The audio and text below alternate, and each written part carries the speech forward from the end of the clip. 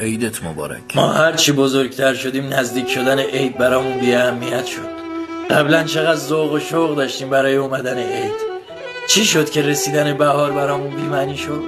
چی شد که بهارم برامون مثل پاییز دلگیر شد؟ خوبی؟ شبا از سردرد تا صبح نمیتونم بخوابم، روزا معده درد دارم، دستام میلرزه، قلبم تیر میکشه، ولی خوبم. سلامت روانت به هم ریخته. دکتر، از کسی که حالش بده موزیک غمگین گوش میده تا حالش بدتر شه از سلامت روان باش حرف نزن. آخرش چی؟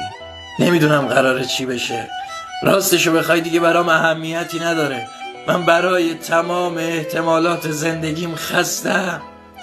سعی کن دلتو آروم کنی. دلت که بشکنه خیلی چیزا تغییر میکنه.